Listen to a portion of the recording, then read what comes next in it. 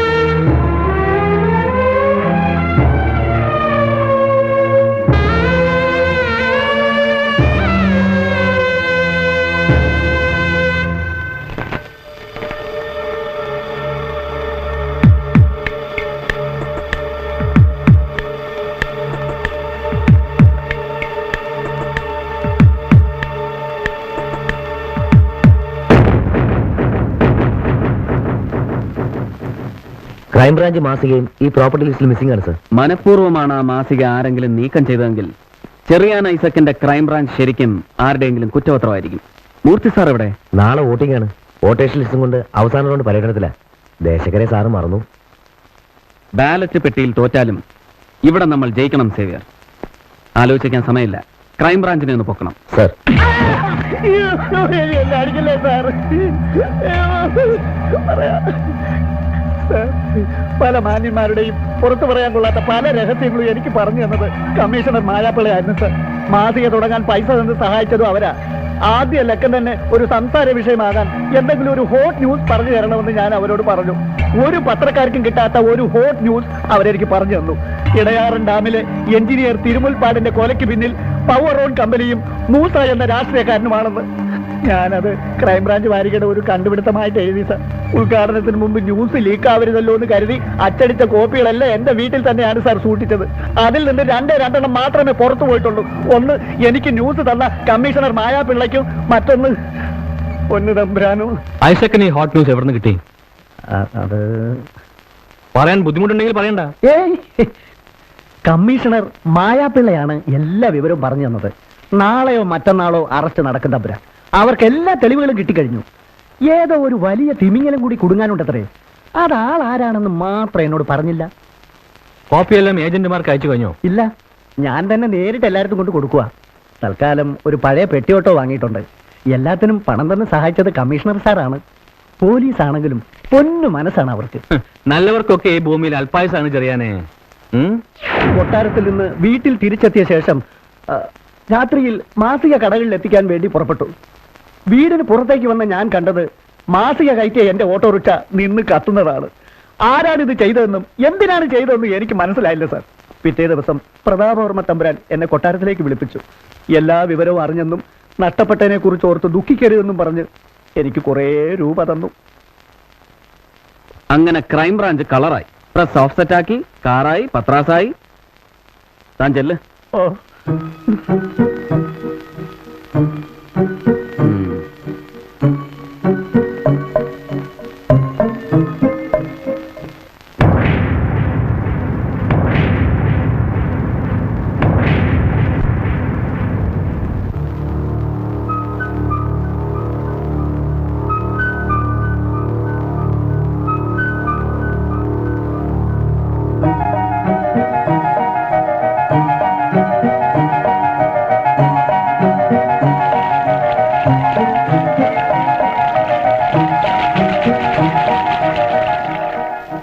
അടൂർ കോവിലകത്തെ ഇളമുറ തമ്പുരാന് മായാപ്പിള്ളയോട് ഇത്രയും അടുപ്പം വരാൻ കാരണം?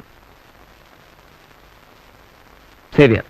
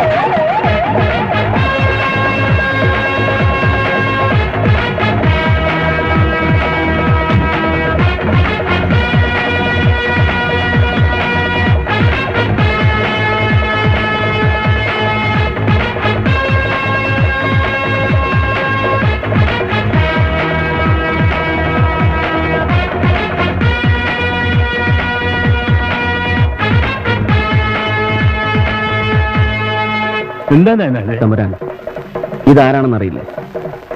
അടൂർ കോവിലകത്തെ ഇരുട്ടും വിശപ്പും പീഡനവും സഹിക്കാനാവാതെ